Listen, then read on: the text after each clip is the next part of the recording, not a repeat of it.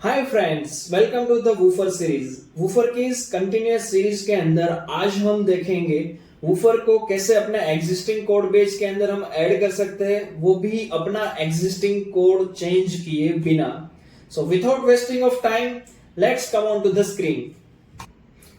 यहाँ पे मैंने बेसिक नोड.जेएस का कोड सेटअप करके रखा हुआ है जो रूट राउटर कॉल होने पे हेलो नोड प्रिंट करके देगा।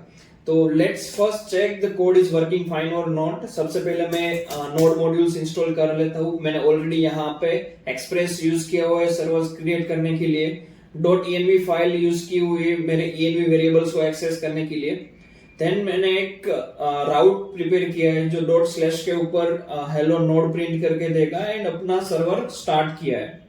तो यस, मेरे नोड मॉड्यूल इंस्टॉल हो गए। अभी मैं अपना सर्वर स्टार्ट कर लेता हूँ npm start कमांड से।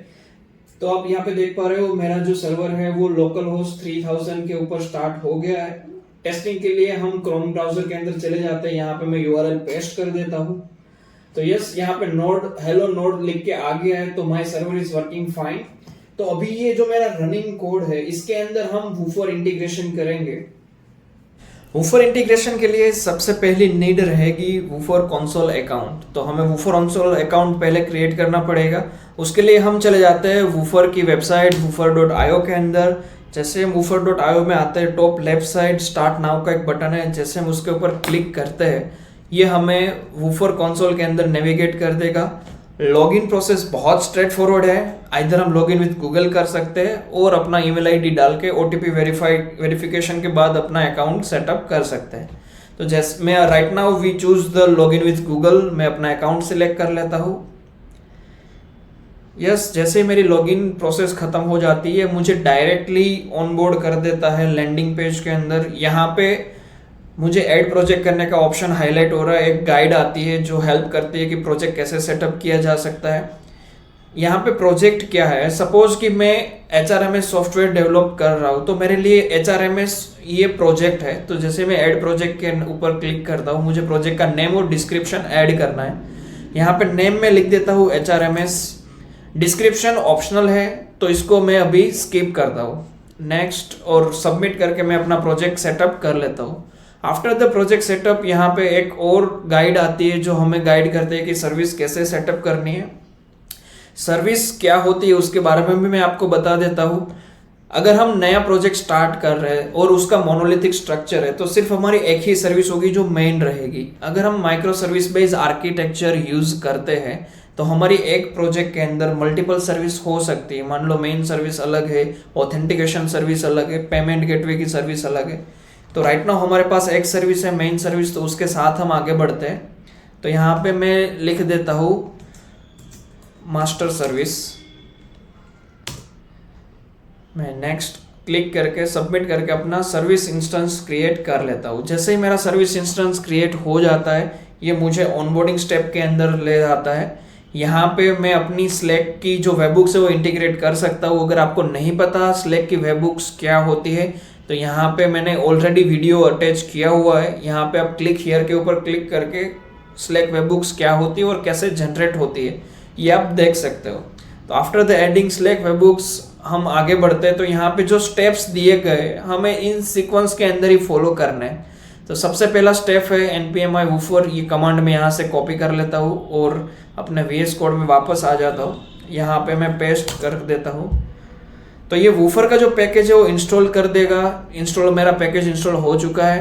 Then the second step is add this code into your Node js. Woofer token and woofer service token ये दोनों सीक्रेट कीज है, इसको आपको किसी के साथ एक्सपोज नहीं करना है, आपके तक ही सीमित रखना है। इसलिए हम इसको env में ऐड करना बेटर समझते हैं फॉर द सिक्योरिटी पर्पस। तो अगर आपको env फाइल के बारे में नहीं पता हो तो आपको बता दूं, बैकएंड की जितने भी सीक्रेट्स की होती है वो सारी हम env फाइल के अंदर मेंटेन करते हैं ताकि वो सभी जगह पे एक्सपोज ना हो। अगर आपके फोल्डर के अंदर आपके प्रोजेक्ट के अंदर env फाइल नहीं बनी हुई कोई टेंशन नहीं है। आप यहाँ पे .env लिख के एक फाइल प्रिपेयर कर सकते हो और उसके अंदर आपको सिर्फ पेस्ट कर देना है। अगर आपके फोल्डर में आपके प्रोजेक्ट में ऑलरेडी env फाइल है तो सिंपली आपको ये लाइन वहाँ पे ऐड ऑन कर देनी है। तो जैसे ही हमारे ये सेटअप हो जाता है env वेरिएबल्स अपडेट हो जाता है देन आगे का सेटअप है बहुत इजी है। यहाँ पे कोड स्निपेट दिया गया है, इसको हमें रूट फाइल जहाँ से हमारा कोड एग्जीक्यूशन स्टार्ट हो रहा है, आइदर वो app.js हो सकती है, index.js हो सकती है, बेस्ड ऑन कि आपने क्या नाम रखा है। तो ये कोड कॉपी कर लेना है और वहाँ पे जाकर पेस्ट कर देना है। तो मैं जैसे ही अपने index.js फाइल के अंदर आता हूँ तो यहाँ पे मुझे ये सिंपली जस्ट कोड पेस्ट कर देना है। यस, मुझे यहाँ पे ये वार्निंग दे रहा है क्योंकि मैंने एक्सप्रेस ऑलरेडी इंपोर्ट किया हुआ है। अगर ये फ्रेश प्रोजेक्ट है तो ये डायरेक्ट वर्क कर देगा, तो मैं यहाँ से ये हटा देता हूँ क्योंकि मैंने ऑलरेडी app.js बनाया हुआ है और मैं इसके नीचे ऐड कर देता हूँ। तो यस, मेरा वूफर का जो सेटअप था वो कंप्लीट हो चुका है। अभी मैं प्रोजेक्ट स्टार्ट करता हूँ, npm start। यस, तो यहाँ पे एक एक्सप्रेस की एरर आ गई है कि एक्सप्रेस इज हमने 2 बार डिफाइन कर दिया है, तो मैं एक बार फिर से डिलीट कर देता हूँ। यस, तो अब देख रहे हैं कि यहाँ पे मेरा प्रोजेक्ट स्टार्ट हो गया है। जैसे कि हमने स्लैक का जो है वो वेबहुक्स नहीं ऐड किया था, तो हमें यहाँ पे एक वार्निंग आ गई है वूफर की ओर से कि आपने स्लैक चैनल ऐड नहीं की है। अगर आप रियल टाइम अलर्ट चाहते हो तो स्लैक ऐड कर दो। देन द सेकंड मैसेज कि हमारा जो कनेक्शन है विथ वूफर वो एस्टेब्लिश्ड हो चुका है सक्सेसफुली। चलो हम उसको वूफर कंसोल के अंदर ही रियल देखते हैं। यहाँ पे मैं नेक्स्ट करके डन कर देता हूँ।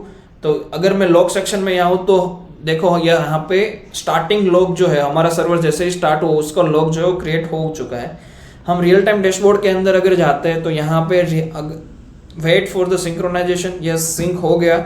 तो आप यहाँ पे देख सकते हो कि ये रियल टाइम जो CPU यूसेज, मेमोरी यूसेज, मैं अभी एप्पल के सिस्टम यूज कर रहा हूँ और M1 चिप है। तो यहाँ पे देखो इंफ्रास्ट्रक्चर डिटेल भी आ गई है।